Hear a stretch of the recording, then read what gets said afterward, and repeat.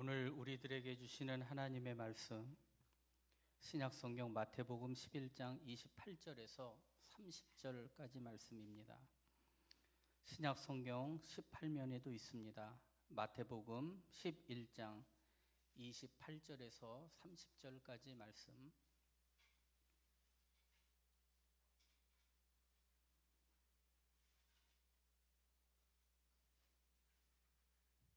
우리 28절, 29절, 30절 우리 한 목소리로 함께 읽겠습니다. 시작. 수고하고 무거운 짐진 자들아 다 내게로 오라. 내가 너희를 쉬게 하리라. 나는 마음이 온유하고 겸손하니 나의 멍에를 메고 내게 배우라. 그리하면 너희 마음이 쉼을 얻으리니 이는 내 멍에는 쉽고 내 짐은 가벼움이라 하시니라. 아멘. 할렐루야. 우리 옆에 있는 분들과 인사 나누시겠습니다. 사랑합니다. 축복합니다. 은혜 받읍시다. 오늘 수요 예배에 나오신 우리 귀한 성도님들 사랑하고 축복합니다. 오늘도 말씀 속에 우리 안에 역사하실 하나님을 기대하며 우리 마음의 문을 열고 사모하는 마음으로 또한 간절한 마음으로 하나님의 말씀을 받으시고 또 그 은혜를 누리는 우리 모두가 되기를 축복합니다. 오늘 시대를 보는 우리 큰 주제 7번째 시간인데 우리 마태복음 11장 28절에서 30절 말씀을 중심으로 너희 마음이 쉼을 얻으리니 라는 제목으로 함께 말씀의 은혜를 나누고 싶습니다. 어떤 사회학자가 현대 사회의 특징을 3가지로 요약을 해서 말한 기록이 있습니다. 그 안에 보니까 현대 사회를 어떻게 얘기했느냐? 첫 번째, 콘크리트 사회다. 그렇게 얘기를 했어요. 이 콘크리트 사회라는 말은 현대인들이 도시 중심으로 살고 아파트, 빌딩, 콘크리트 속에 갇혀 살다 보니까 마음까지도 그리고 그 생각까지도 너는 너, 나는 나 이런 마음처럼 콘크리트처럼 각박해졌다. 그것을 표현하는 말인 것 같습니다. 이렇게 마음이 굳어진 상태, 그것을 콘크리트 사회다. 그렇게 이야기를 하더라고요. 그리고 두 번째는 이 시대를 설명할 때 스피드의 시대다. 그렇게 얘기를 해요. 그래서 남보다 더 부지런히 움직여야 되고 더 빨리 움직여야 살아남을 수 있는 시대다. 그렇게 얘기를 하는 것이죠. 그래서 사람들은 다 자기 나름대로 바쁘게 살고 있습니다. 정신없이 움직이고 그 경쟁의 대열에서 뒤처지지 않기 위해서 요즘은 백수들도 바쁘다 그러더라고요. 안 바쁜 사람들이 없고 또 아이들이 더 바빠요. 할 일도 많고 학원도 가야 되고 뭐 친구도 만나야 되고 얼마나 많은 바쁨 속에 살아가는지 몰라요. 여기 혹시 안 바쁘신 분 계십니까? 나는 시간이 너무 널널하다. 그러신 분들이 거의 없더라고요. 집에만 계시는 어르신들도 병원도 다녀와야 되고 관공서도 다녀와야 되고 손자도 만나야 되고 친구들도 만나야 되고 장도 봐야 되고 사실은 할 일이 너무나도 많습니다. 안 바쁜 사람이 절대로 없습니다. 다 바쁘죠. 그런 속도 중심의 사회 속에 살고 있다. 그렇게 얘기를 합니다. 그리고 또 한 가지가 뭐냐 그랬더니 이 시대는, 이 현대 사회는 스트레스의 시대다. 그렇게 얘기를 해요. 이 스트레스라는 게 무엇입니까? 우리를 둘러싸고 있는 위험한 것, 불안한 환경 이런 것들을 방어하기 위해서 우리 마음들이 자꾸만 불편해지고 두려워하고 불안해하고 또한 공포나 분노나 짜증 같은 것으로 마음이 유쾌하지 않은 상태를 이야기하는 것이죠. 여러분 중에 스트레스 없으신 분 있으십니까? 다 스트레스가 얼마나 있는지 몰라요. 스트레스가 많아요. 저도 집에 들어가면 항상 하는 얘기가 뭐예요? 주물러 달라고 얘기해요. 몸과 마음이 피곤해요. 우리 아들도 집에 오면 제가 아기 때부터 이렇게 만져주고 쓰다듬어주고 이렇게 주물러주고 그랬더니 집에만 오면 엎드려요, 내 앞에서. 그리고 주물르래 나보고. 예. 명령해요, 주물르라. 여기 좀 주물르라고. 그냥 엎드려요. 예. 그럼 또 열심히 옆에서 주물러 줍니다. 이게 마음만 피곤하지만 않고 또 몸이 피곤하기만 한 게 아니겠죠. 예. 그것이 다 육신의 질병으로 또한 아픔과 수고로 드러나는 것이죠. 열심히 또 힘드니까 올해는 못 해주지만 또 열심히 또 해줄 만큼은 또 해주기도 해요. 아무튼 이 시대에 대한 이야기들을 할 때 콘크리트 사회처럼 마음이 닫혀있는 또 스피드 시대 속에서 육신의 피곤함, 그리고 이 스트레스라는 것도 결국은 그 환경 가운데 만족이 없다는 얘기인데, 우리 인생에 만족이 없음의 근원이 무엇입니까? 우리의 인생이 하나님을 떠났기 때문 아닙니까? 그래서 이것들을 사회학자의 이야기지만 이거를 성경에 있는 말씀과 이렇게 빗대어 보면 우리 인생의 영적인 문제, 또 관계의 문제, 마음의 문제, 또한 육신의 문제로 이렇게 설명이 될 것 같습니다. 뭐 억지로 이어 붙이려고 하지는 않았지만 자연스럽게 이렇게 연결되는 그런 모습을 깨닫게 됩니다. 이러한 시대를 살아가는 현대인들에게 정말로 필요한 것이 무엇일까 생각해 보면 안식이라고 이야기할 수 있습니다. 진정한 편안함. 여러분 그런 거 있잖아요. 집에 가서 누웠는데 아무런 생각 없이 그냥 잠에 빠질 때가 있잖아요.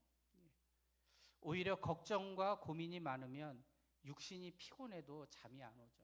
그런데 아주 좋은 피곤함이 있습니다. 마음은 평안한데 이제 열심히 수고하고 일하고 들어왔을 때 그 씻고 먹고 딱 누웠을 때 나도 모르게 그냥 잠이 들어버리는 그런 게 진정한 평안이고 안정감이죠. 사실 이런 것들을 우리가 좀 생각해 볼 필요가 있다라는 것이죠.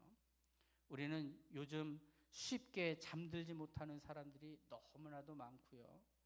우울증과 같은 정신적인 질환에 시달리는 사람들도 많고, 또 수면제를 먹어야지만 잠을 자는 사람들도 있습니다. 이런 모습들은 그들의 마음 가운데 참된 안식이 없음을 그대로 드러내 보이는 그런 증거들이 되는 것이죠. 이 세상에 있는 모든 사람들이 예수를 믿든지 또한 그렇지 않든지 이렇게 수고하고 무거운 짐을 지고 삽니다. 좀 넘어가게. 우리 시편 90편에 있는 말씀에 보니까 여러분 잘 아는 말씀인데, 우리의 연수가 70이요 강건하면 80이라도 그 연수의 자랑은 뭐라고 얘기합니까? 수고와 슬픔뿐이다. 저는 이 말씀이 참 마음에 들지 않았어요. 왜냐하면 우리의 이 긴 인생을 어떻게 수고와 슬픔이라는 두 단어로 요약 정리를 해버리나. 그런데 또 한 번 생각해 보면 우리의 인생 가운데 참된 만족이 없으며 수고와 슬픔 속에 살아가는 우리의 인생임을 또 한번 인정하고 싶지는 않지만 고개가 끄덕여지기도 하는 것이죠. 단지 위안을 얻는 것은 신속히 가더라.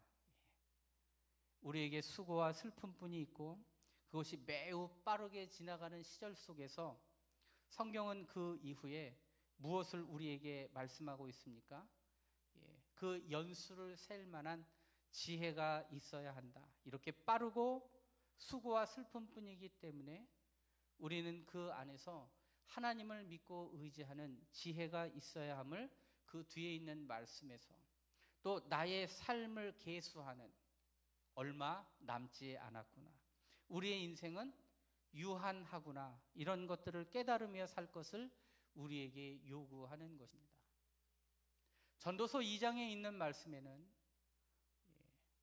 사람이 해 아래서 행하는 모든 수고와 마음에 애쓰는 것이 무슨 소득이 있으랴. 일평생에 근심하며 수고하는 것이 슬픔뿐이라.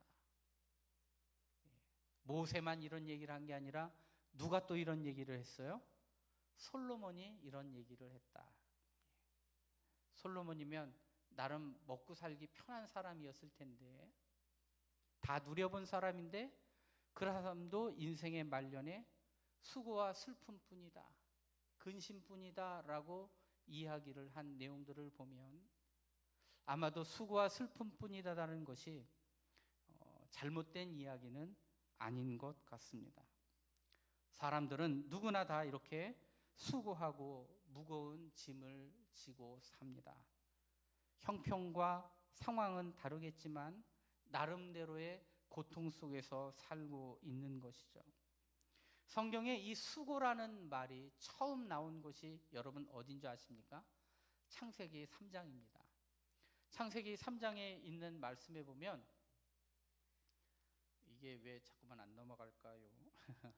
창세기 3장에 있는 말씀에 보면 하나님께서 그 죄를 범한 인간들에게 이야기한 것이 너희들이 수고하며 산다는 거예요. 3장 16절에 있는 말씀 보니까 여자에게 뭐라고 얘기합니까? 내게 임신하는 고통을 크게 더하리니 내가 수고하고 자식을 낳을 것이다 라고 얘기합니다. 17절 있는 말씀에 아담에게는 뭐라고 얘기합니까? 너는 내 평생에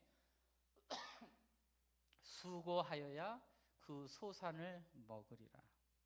피 터지게 싸우고 경쟁하고 쟁취해야 먹고 사는 인생이 되어버렸다라는 것입니다.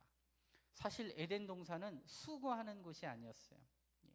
하나님과 동행하는 곳이었고 인생을 즐기는 곳이었고 하나님과 동행하는 기쁨을 누리는 곳이었지만 인간의 범죄로 말미암아 에덴 동산을 떠나게 되고 인간의 범죄로 말미암아 자연이 파괴되고 인간은 스스로 그렇게 먹고 살기 위해 또한 아이를 낳기 위해 인생 자체가 수고하는 일들로 넘치게 되었음을 이야기합니다. 물론 이 이야기 때문에 인간이 죄지어서 다 그렇다 뭐 이렇게 결론 내릴 수도 있지만 사실 그런 말로는 우리에게 위안이 되지 않죠. 또한 복음이라는 것은 범죄한 인간만을 이야기하는 것이 아니라 그 인간을 찾아오시고 그 인간을 회복하기 위하신 하나님의 노력과 정성과 계획이 예수 그리스도를 통하여 우리 인생에게 드러났음을 여러분 믿으시기를 축복합니다. 예. 동의하시죠? 네. 우리는 그렇게 복음이라는 것이 이렇게 수고할 수밖에 없는 인생을 찾아오시는 예수님의 모습을 통하여 알 수가 있는 것이죠. 그래서 우리가 수고하는 것들, 고통하는 것들, 이 모든 것들도 사실은 우리 인간의 삶에 기인하는 그런 모습들이고 이것들은 먹고 사는 육체적인 문제, 또 정신적인 수고와 고통, 영적인 수고와 고통으로 우리들에게 다가오게 되었습니다. 사람은 우리 창세기에 있는 말씀처럼 먹고 살기 위해서 수고하고 무거운 짐을 지고 삽니다. 열심히 일하는 것뿐만이 아니라 직장 생활을 하는 사람들을 보면 수많은 스트레스와 인간적인 관계의 어려움 속에서 살죠. 그래서 가슴에다가 사표를 넣어놓고 산대잖아요. 오늘도 내려놓고 싶기도 하고 당장 문을 박차고 나아가고 싶기도 하고 저놈의 자식 한 대 후려갈기고 나가고 싶은 마음들도 있지만 뭐 때문에 참습니까? 가족들 때문에 참아요. 그렇게 먹고 살기 위해서 분을 사귀기도 하죠. 사람이 물론 뭐 이 시대가 뭐 당장 굶는 사람이 있느냐 이렇게 얘기하기도 하지만 굶는 사람이 있어요. 그래서 우리가 뭐 그 옛날하고 비교해 가면서 요즘 젊은 것들이 의지가 약하고 그래 게을러 빠져가지고 일을 찾으면 왜 없냐 이렇게 얘기를 하지만 일을 찾아도 없기도 하고요. 그런 일이라고 하려고 나서도 또 조건과 상황이 맞지도 않고요. 또 당장의 배고픔의 문제를 해결하는 것만이 문제가 아니라 미래를 내다보고 자신의 삶을 조율해 나가야 되기 때문에 지금 내가 당장 먹을 것이 없다고 막노동판에 뛰어들 수만도 없는 거예요. 우리는 쉽게 얘기하고 판단하면 안 됩니다. 어르신들이 가끔 그럴 때가 있어요. 상황이 요즘은요, 자녀 세대가 더 어려운 시대를 살아가는 사람들입니다. 점점 시대는 좋아지고 소득은 많아지고 점점 살기 좋아지는 시대로 조금씩 발전해 나아갔지만 지금은 그렇지 않아요. 우리가 살던 세대보다 자녀들이 사는 세대가 더 직장 잡기도 어렵고 먹고 살기도 어렵고 심지어는 결혼하기도 어렵고 애를 낳는 건 상상할 수조차 없을 만큼 더 어려운 일이기도 합니다. 얼마 전에 출산 장려 운동으로 서명을 받기도 했어요. 저는 개인적으로 마음이 불편하더라고요. 그게 서명 받는다고 아이들을 낳습니까? 당사자들이 환경이 돼야 애를 낳는 거지. 어른들이 서명한다고 출산을 장려한다고 또 출산 장려를 홍보한다고 애를 낳을 수는 없는 거예요.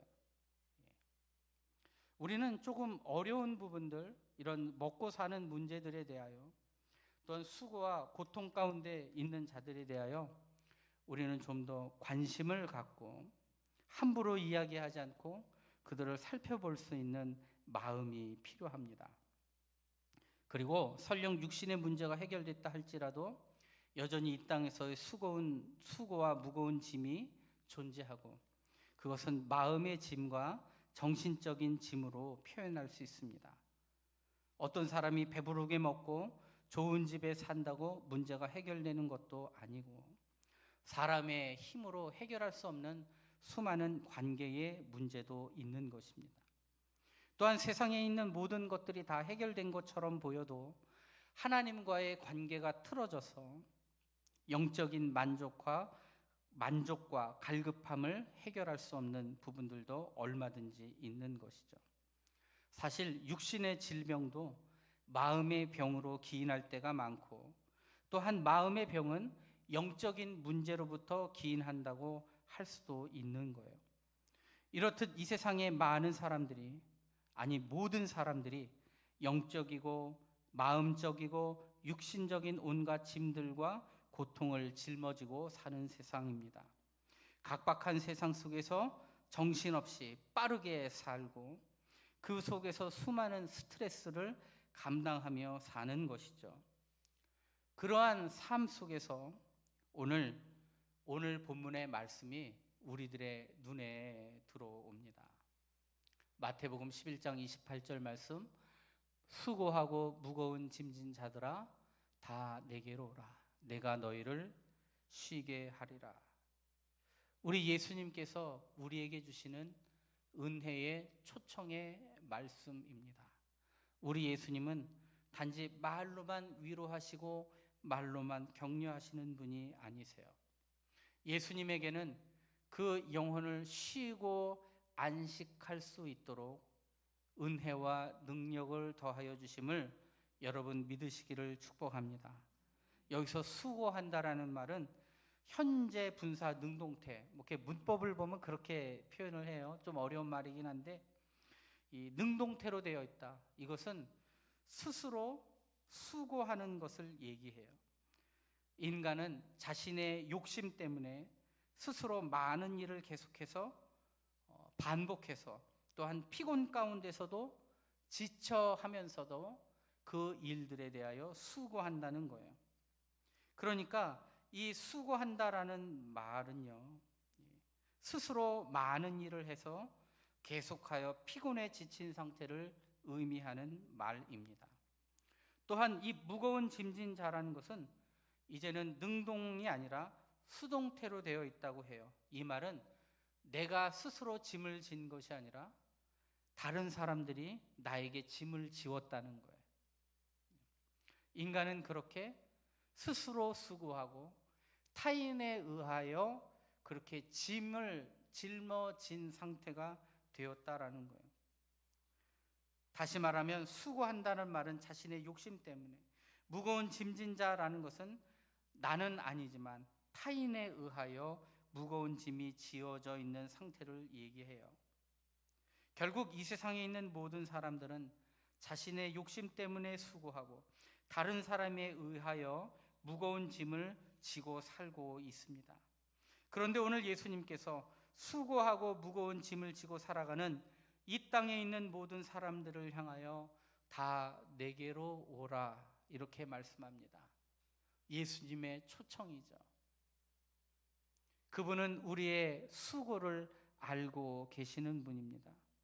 그분은 우리의 마음을 공감하시는 분이시고, 그리고 그분은 우리가 겪고 있는 고통이 무엇인지를 직접 겪으셨기 때문에 우리를 위로하고 우리에게 능력이 있으셔서 우리를 초청하고 안식할 수 있도록 능력을 더하시는 분이라는 거예요. 내가 너희를 쉬게 한다, 이 말은 마지막 때에 우리를 부르시는 예수님의 재림의 때만 통하는 말씀이 아니라 지금 이 시대를 살아가고 있는 자들에게 주시는 예수님의 초청의 메시지입니다. 수고와 슬픔뿐인 이 세상 속에서도 그 수고와 무거운 짐을 벗어버리고 참된 평강과 기쁨과 안식을 누리게 하시겠다고 우리에게 약속하신 것입니다.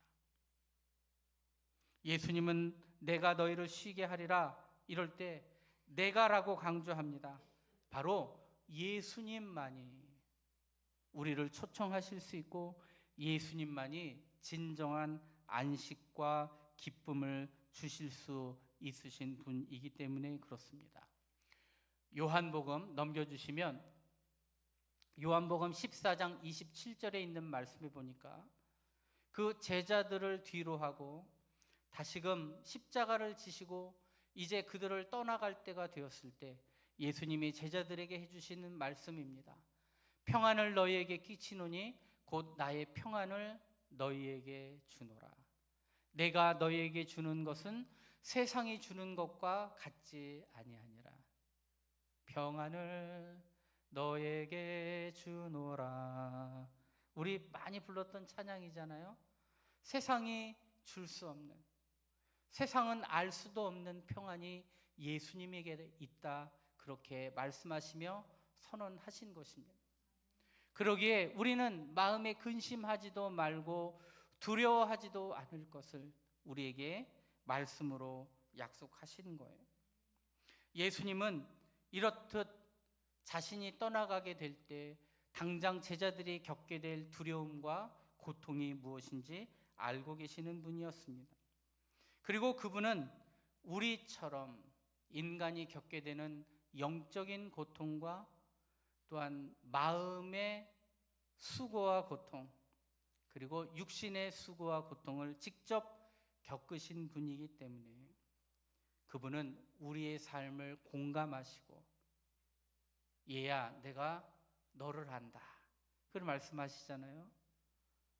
내가 너를 잘 안다, 이 말은요 그 사람에 대하여 이야기하고 알고 있다라는 것뿐만 아니라 내가 너의 마음을 안다, 내가 너의 마음을 헤아리고 있다, 그렇게 우리에게 위로하시는 것입니다. 예수님은 수고와 슬픔 가운데 살아가는 우리에게 평안을 주시겠다고 약속하셨어요. 우리의 수고와 고통을 충분히 알고 계시기 때문입니다.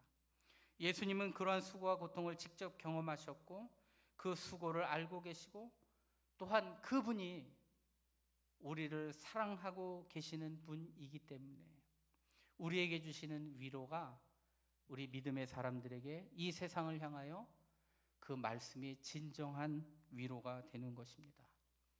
우리 예수님께서 십자가를 지시기 전에 약 800여 년 전에 이사야 선지자를 통하여 주신 말씀이 있죠. 그 말씀에 보면 그 십자가의 고통을 당하게 되신 예수님의 모습을 보여줍니다. 예수님은 인간을 구원하시기 위해 그분께서 직접 이 세상에 찾아오셨고 직접 고난을 당하셨고 직접 수고하셨고 그리고 직접 질고를 당하시기를 주저하지 않고 그 수고를 감내하시고 경험하셨기 때문이에요. 인간의 수고와 질병과 고통, 그것을 직접 당하신 분이, 또한 그분이 우리를 사랑하시는 마음으로 위로하시기 때문에 그 위로는 치료의 능력이 있는 것입니다. 특별히 예수님께서 십자가에 못 박혀 죽으시는 그 순간에는 인간으로서 겪을 수 있는 모든 고통을 경험하셨습니다. 예수님께서 십자가에 못 박히실 때 하나님의 아들의 자격으로 못 박히신 것이 아니라 저주의 대상으로, 희생 제물의 대상으로 나무에 매달리셨다는 사실입니다. 우리 신명기 21장 3절에 있는 말씀에 보면 이런 표현이 있습니다. 나무에 달린 자는 하나님께 저주를 받았습니다. 예수님이 십자가에 달릴 때는 하나님의 아들로 십자가에 달리신 것이 아니었습니다. 저주의 대상으로 십자가에 달리셨습니다. 예수님께서 십자가 위에서 뭐라고 외치셨습니까? 나의 하나님, 나의 하나님, 어찌하여 나를 버리셨나이까? 저주의 대상으로 하나님과의 관계가 끊어지는 영적인 고통을 그분께서는 친히 겪으셨습니다. 또 사도신경에 표현되어 있지 않은 표현 중에 하나가 무엇이냐면 그분께서 음부의 고통까지 내려갔다 오셨다라는 표현이 있거든요. 그분은 우리를 구원하시기 위해 그분이 직접 저주의 대상이 되셔서 완전히 하나님과의 관계가 단절된 채로 저주의 대상으로 저 음부까지, 수월까지 내려갔다 올라오신 분이십니다. 그렇기 때문에 예수님은 영적으로 끊어지는 고통이 무엇인지를 잘 알고 계시는 분이십니다. 또한 예수님께서 십자가를 달리시기까지의 과정을 보십시오. 그분은 불법으로 체포당했고 불법으로 신문을 당했고 거짓된 증언에 의하여 사형 판결을 받았습니다. 그리고 흉악범이었던 바라바도 있었는데 오히려 흉악범 바라바가 아니라 예수님을 십자가에 못 박으라 라는 말씀처럼 많은 군중들에게 흉악범보다도 더 못한 취급을 받았습니다. 그의 옷은 다 병정들에 의해서 제비를 뽑아 벗겨짐을 당했고요. 군병들은 그에게 침을 뱉었습니다. 그리고 네가 하나님의 아들이거든 이런 표현처럼 그를 조롱했습니다. 예수님도요, 서름 당해보셨고요, 억울한 일 당해보셨고요, 사람들 앞에 부끄럽고 창피한 일들, 모멸감을 다 겪으신 분이셨습니다. 또한 여러분 십자가 위에서는 어떠셨습니까? 손과 발에 못을 박히시는 육신의 고통이 무엇인지도 누구한테 가서 얘기하라 그러면 얘기할 게 많으신 분이세요. 십자가의 고통이 무엇입니까? 인간의 육신이 겪을 수 있는 가장 고통스러운 일들입니다. 머리에는 가시면류관을 쓰셨고 그리고 허리에는 창이 찔리셨습니다. 그리고 거기서 무거운 십자가 가운데 손과 발에 가해지는 중력 때문에 손과 발이 찢어지고 그 안에서 숨 쉬기 위하여 올라오시고 힘이 빠지면 또 내려오시고 그러다가 물과 피를 다 쏟으시고 생명이 끝까지 끊어지기 직전까지의 고통을 당하신 분이셨습니다. 그러한 분이 우리 인간을 사랑하셔서 그들을 위하여 인간 세상에 내려오셨고 그런 질병과 육신의 마음의 영적인 고통을 당하신 분이 우리를 부르시는 것입니다. 여러분, 이러한 부르심에는 참된 위로와 평안이 있습니다. 여러분, 한 번도 경험해 보지 못한 사람이 괜찮아, 내가 너를 위해 기도할게. 여러분, 이게 얼마나 별다른 위로가 됩니까? 근데 아파본 사람이 나도 그 병에 걸려봤어. 굶는 사람한텐 나도 굶어봤어. 나도 집이 없어봤어. 나 앉아봤어. 나 앉아본 사람에게, 나 앉아본 사람의 위로는 힘이 됩니다.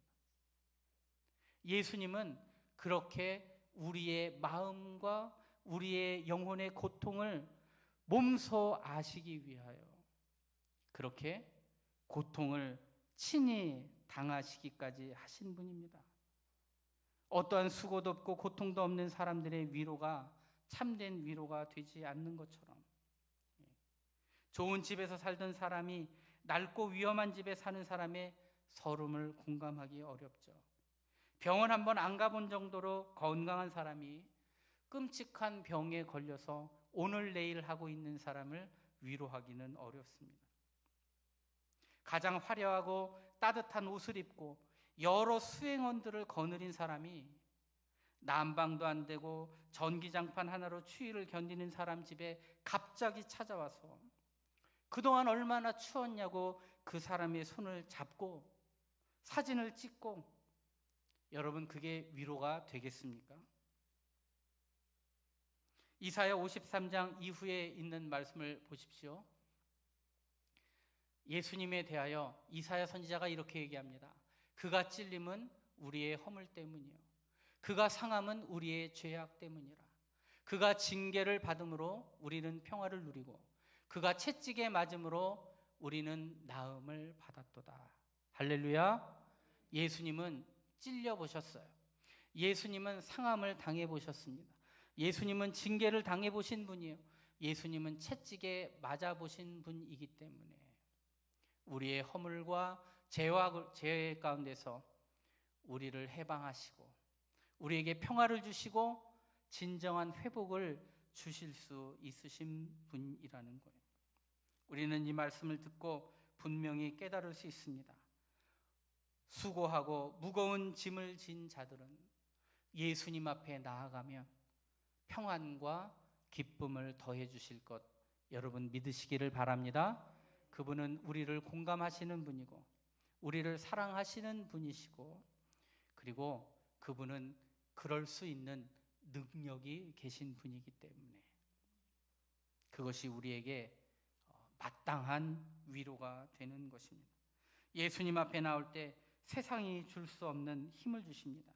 세상이 줄 수 없는 평강과 기쁨과 안식을 우리에게 주시는 것이죠. 우리 예수님께서 우리들에게 참된 평강과 기쁨과 안식을 주실 것을 믿으며 주님 앞에 나아갈 수 있는 우리 믿음의 사람들이 다 되시기를 바랍니다. 오늘 11절 그 이후에 29절과 30절에 있는 말씀을 보십시오. 그 안에 예수님은 마음이 온유하고 겸손한 분이시다 이렇게 얘기합니다. 여러분, 온유하다라는 말이 뭡니까?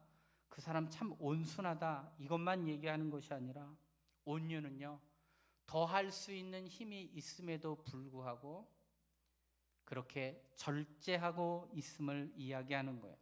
충분한 힘이 있지만 그 힘을 다 사용하지 않는 거예요. 예수님은 그 십자가의 고통과 사람들의 조롱을 피하실 수 있었고 오히려 자신을 핍박하는 자들을 멸하실 수도 있으신 분이었지만 예수님은 그 능력을 오히려 사용하지 않으셨습니다. 적극적인 사랑 때문에 고통 당하시면서도 오히려 그 고통을 참고 인내하셨고 부드러운 마음으로 그 영혼들을 대하셨다는 것입니다. 예수님은 돌이 떡이 되게 할 수 있는 분이었지만 떡이 되게 하지 않으셨습니다.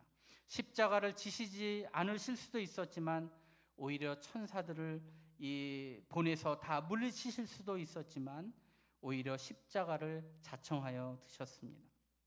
이것이 예수님의 온유함이고 예수님의 겸손이에요. 마음의 진정한 평안을 얻으려면 겸손하라 말씀하십니다. 예수님은 그렇게 겸손과 온유를 가르치시면서 또한 뭐라고 얘기하십니까? 나의 멍에를 메고 내게 배우라 라고 얘기합니다. 무엇을 배워야 합니까? 예수님의 온유와 그리고 예수님의 겸손을 배웁니다. 또한 예수님과 멍에를 함께 지는 마음들을 우리에게 말씀하고 있습니다. 여러분, 나의 멍에를 메라라고 얘기합니다. 우리의 인생은 사실 많은 멍에들이 있어요. 내가 져야 할 멍에들도 얼마나 많은지 몰라요. 그런데 예수님께서 위로하시며 함께 이어서 하시는 말씀은 나의 멍에를 메라 이렇게 얘기를 합니다. 여러분, 이 멍에를 맨다라는 말은 우리가 좀 더 이해해야 될 부분들이 있는데요. 이 멍에는 당시 지역에 농사하는 풍습을 알아야 돼요. 당시에 짐승에게 무거운 짐을 지게 하기 위해서 멍에를 씌우지 않습니까? 근데 당시에는 짐승 한 마리가 멍에를 지는 것이 아니라 두 마리가 멍에를 함께 지는 거예요. 그러니까 예수님께서 나의 멍에를 지라라고 말씀하실 때는 나와 함께 멍에를 메라라는 말이에요. 여러분, 복음은요, 도깨비 방망이처럼 무언가 기도하면 갑자기 사라지게 하는 것이 복음의 능력이 아니에요. 물론 과거에 갑자기 도깨비 방망이와 같은 이적도 많이 일어났지만 믿음의 사람들에게 주시는 하나님의 방법은 도깨비 방망이가 아니라 예수님께서 멍에를 함께 지시겠다라고 이야기하는 거예요. 소 두 마리가 하나의 멍에를 지는 것처럼 당시에 있는 농부들이요, 하나는 능숙한 소가 있으면 하나는 서투른 소를 그렇게 멍에를 함께 지웠대요. 그래서 서투른 소들이 능숙한 소의 도움을 받으면서 그렇게 멍에를 지고 밭을 갈았다라는 거예요. 예수님께서 친히 멍에를 지시며 함께 가자고 말씀하시고 위로하십니다. 그런데 예수님의 멍에는 쉽고 가볍다라고 얘기를 해요. 예수님과 함께하면 가벼워지고 예수님과 함께하면 쉬워지고 환경과 형편은 달라지지 않아 하더라도 예수님께서 주시는 참 평안과 기쁨이 우리 안에 있기 때문에 예수님 의지하며 그 고난의 길을 더 쉽게, 더 하나님의 능력 의지하며 넘어갈 수 있도록 도우시는 것이 예수님의 위로라는 것입니다. 예수님은 짠 하고 없어지게 하면 좋겠지만 그게 복음은 아니더라고요. 이스라엘 백성들이 홍해바다를 건너고 출애굽을 한 이후에 그들에게 가나안 땅이 떡 하고 나타난 것이 아니었습니다. 오히려 홍해바다를 건너고 출애굽이라는 구원을 경험한 이후에 그들을 기다리는 것은 광야였습니다. 광야는 아무것도 없는 곳이기도 하지만 두려움과 공포와 배고픔이 있는 곳이지만 오히려 그곳 가운데는 하나님의 불기둥과 구름기둥이 있는 곳이었습니다. 메추라기 떼가 있는 곳이었고 반석에서 물이 나는 곳이었습니다. 하나님은 그렇게 우리 인생을 돌보시며 인도해 가시는 거예요. 이것이 예수님께서 우리에게 주시는 참된 쉼이라는 것입니다. 마지막으로 베드로 얘기를 잠깐 하고 말씀을 마치려고 합니다. 베드로에게 예수님의 제자로 살 때 예수님을 뒤따르면서도 예수님이 주시는 평안이 없을 때가 있었습니다. 그 배가 풍랑 가운데 휘몰아칠 때 베드로와 제자들이 주무시고 계시는 예수님을 깨웠어요. 마가복음 4장 38절 말씀 보십시오. 제자들이 깨우며 이르되 선생님이여 우리가 죽게 된 것을 돌보지 아니하시나이까. 그들은 예수님과 함께 있으면서도 풍랑 때문에 그들은 두려워하며 주무시고 계신 예수님을 깨웠습니다. 이것이 참된 평안과 기쁨이 없는 그리스도인의 마음이라는 거예요. 이런 마음을 향하여 예수님이 뭐라고 얘기하십니까? 너희가 어찌 믿음이 없느냐라고 이야기하시는 것이죠.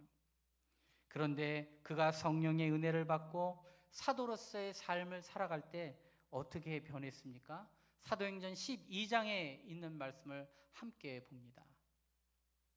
넘어가 볼까요? 네, 우리 하나만 더 넘어가 볼게요. 네, 12장 6절에 있는 말씀 보니까 이 시대가 어떤 시대입니까? 헤롯이 자신의 인기를 위하여 유대인들의 인기를 얻기 위하여 그리스도인들을 핍박하고 핍박하던 때였습니다.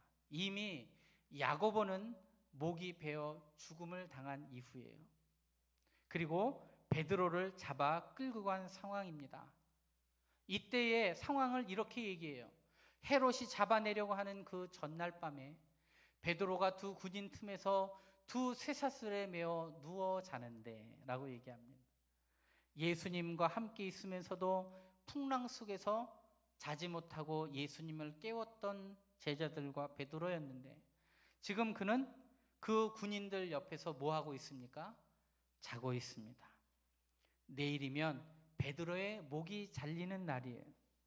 여러분, 사형 선고를 앞둔 사형수가 여러분 자는 거 봤습니까? 여러분, 사형수는요, 그날 아침에 끌고 가보면 이 교수형을 받으러 가는 거잖아요. 그 고통이 심하니까 그날 아침에 알려주잖아요. 그날 저녁 때도 안 전날 저녁 때도 안 알려주고, 그렇게 사람이 죽음을 앞둔 것은 매우 고통 가운데 있는 거죠. 그런데 베드로는 어떠했습니까? 자고 있었다라고 얘기하고, 이 자는 베드로가 깨지를 않으니까 천사들이 어떻게 했습니까? 옆구리를 발로 걷어찼어요. 야, 이놈아, 이제 일어나라. 얼마나 깊이 잠들었으면. 여러분, 이런 잠이 뭘까요? 진정한 평안과 위로와 안식이죠. 내일 죽는 한이 있더라도 지금 내 마음에 평안함을 주시고, 지금 내 마음에 위로를 주시고, 하나님이 나와 함께 하고 있다는 그 마음으로 나를 안전감을 주시고 평안 가운데 있도록 인도하시는 것이 예수님이 주시는 쉼입니다. 우리는 이 말씀을 보며 분명히 깨달을 수 있어요. 예수님이 주시는 평안은 분명한 가치가 있다. 수고하고 무거운 짐진 자들아, 다 내게로 오라. 너희 마음이 쉼을 얻으리니.